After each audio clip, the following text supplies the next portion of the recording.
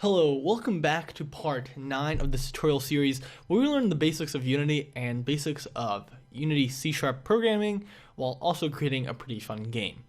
When we left off, we created some rules to our velocity, and that was to increase the speed to a maximum speed, which would be our 10, and how fast we change. So the maximum velocity change, if we decrease it, we can make it more like an engine where it takes a few seconds for the there we go.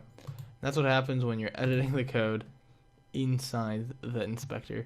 So if we make it, let's say 0.1, we have a little different effect, and the speed takes a little bit to get going, and so on. And if we increase the speed, we can then go faster and all that cool stuff.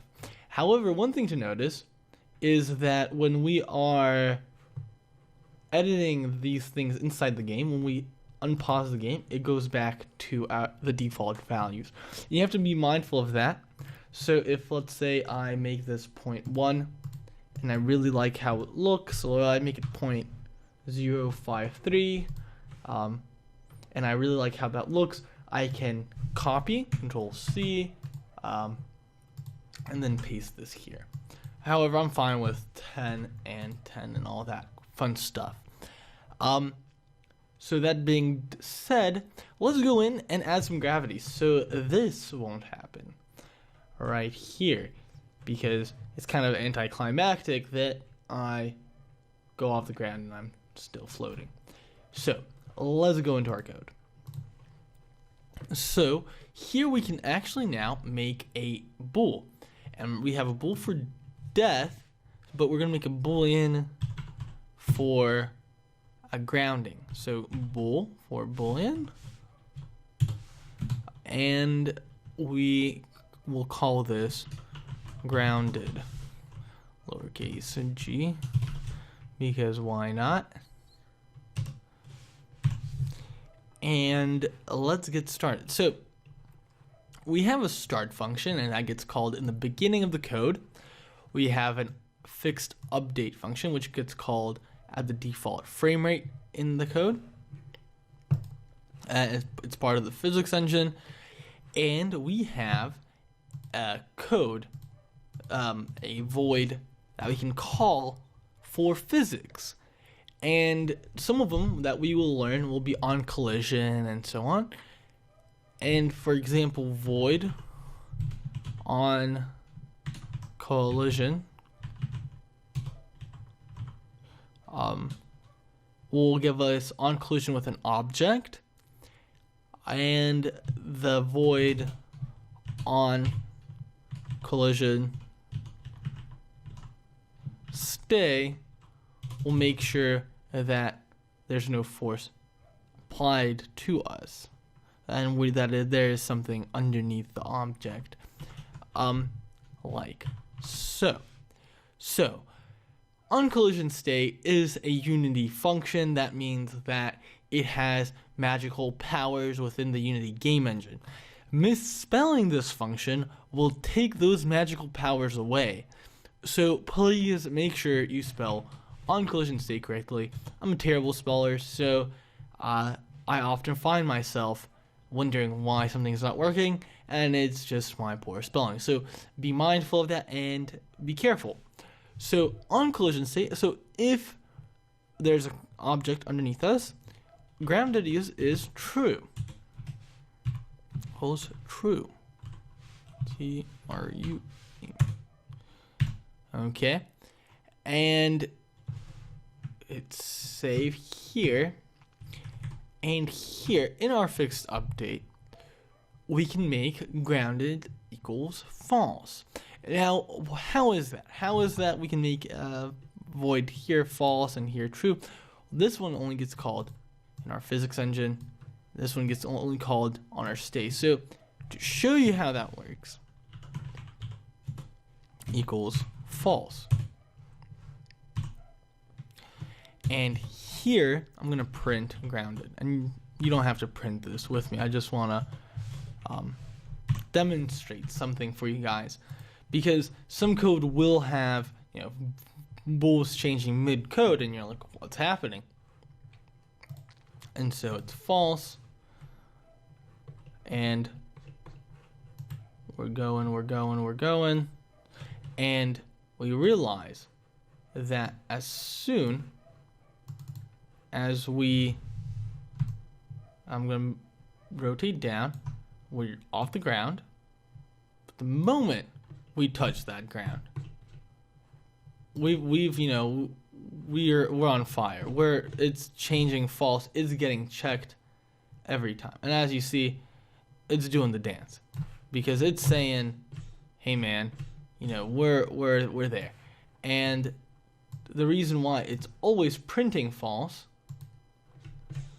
is because it's constantly changing back and forth. So there you go. Let's go back into our code and let's make the jumping feature. I'm going to take away this. Because my console is getting really messy. And after that, we can actually apply gravity. So we have gravity at 10. How do we apply gravity, guys?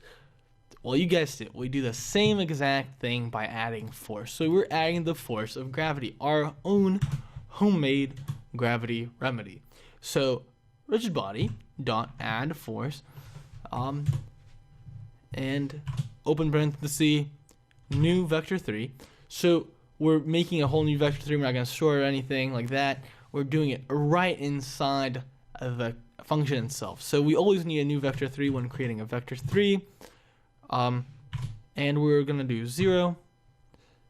And then we're going to do gravity.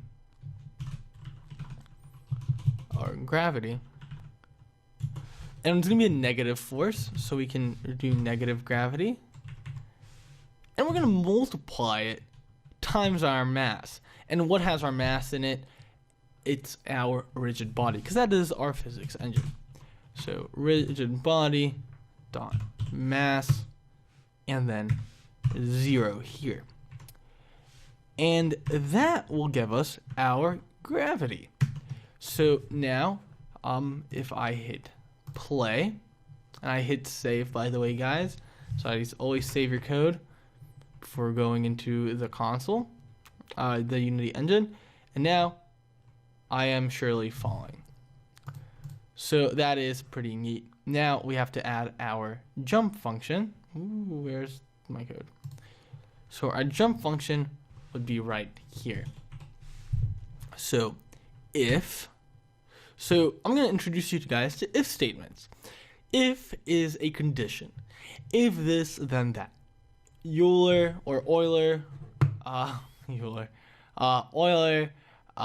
we had the Euler rotation. Euler, if, then, I talked about him earlier.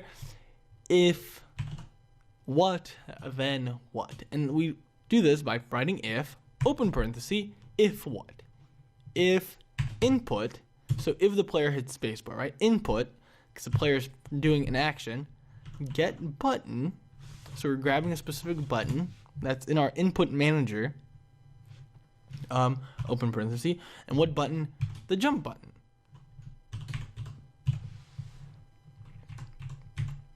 And we then can go and add if this, then what? And how do we show then? We do brackets right here. So this is then this will happen. I'm going to hit enter. And here I'm going to add velocity. So if rigid body, if jump button is pressed, we're going to add velocity. Dot velocity. So we're not adding a specific force. We're just going to push him up as he stands. Equals new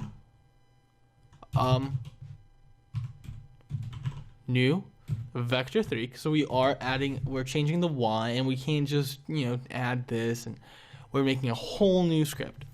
So we're going to do the velocity x. So we're not going to zero this out because we might be going forward and jumping.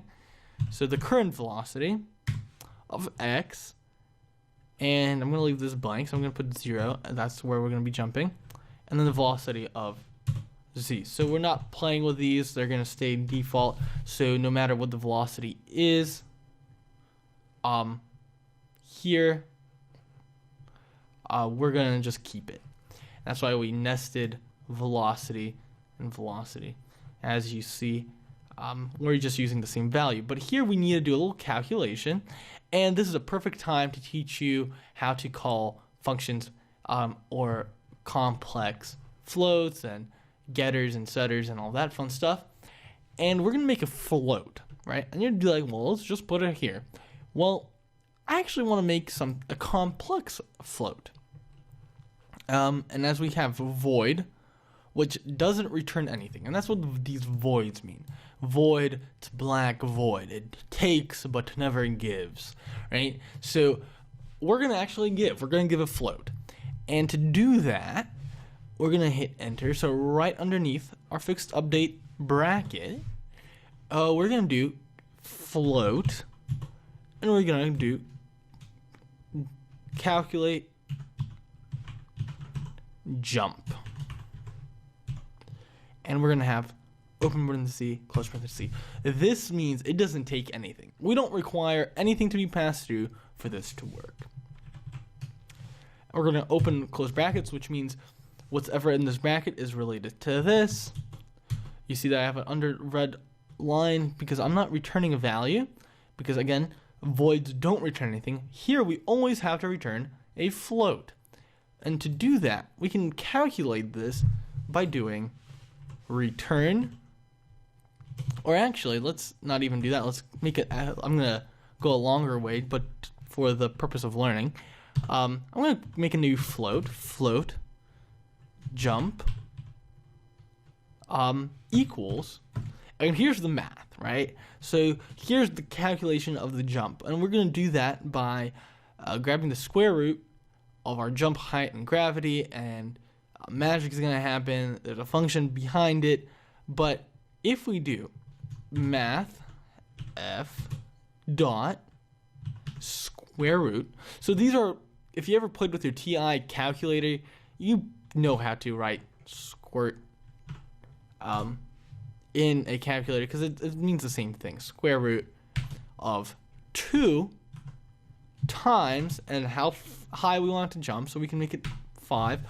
Or we can make here, right underneath grounded, we can make a float. Or actually, let's keep it with above. Let's keep them all together. So I'm going to make another public float. And we're going to call it jump height.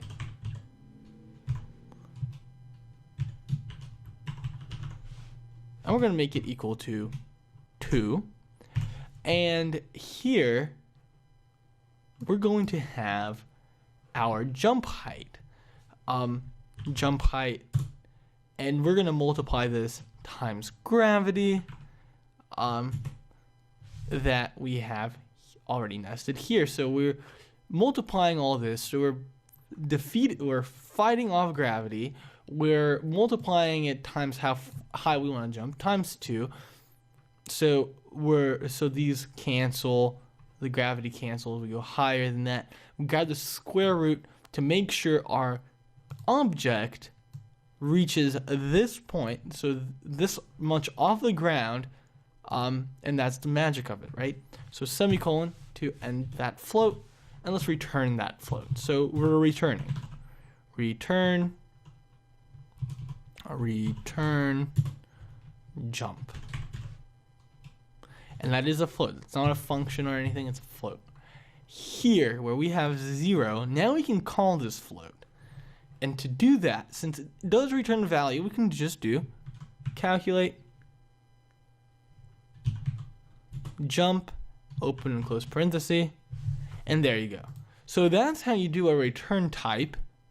And look, the words not scare you.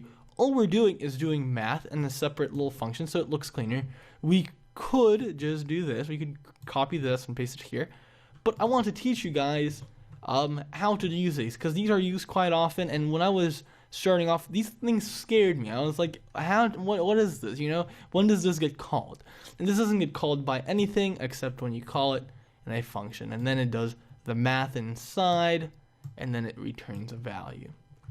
So I'm going to hit save. Control S, go inside of Unity, hit play. And if I didn't misspell anything, when I jump, I indeed jump up to 2 points, right? So we have 7.789, and then goes to a little bit to 4, because it does that 7, 4, whatever, it adds that, and then it goes back down. So the magic there is done, and that's our player. And now we are able to start collecting coins and then creating an enemy system. So see you in part 10 of this really cool tutorial series.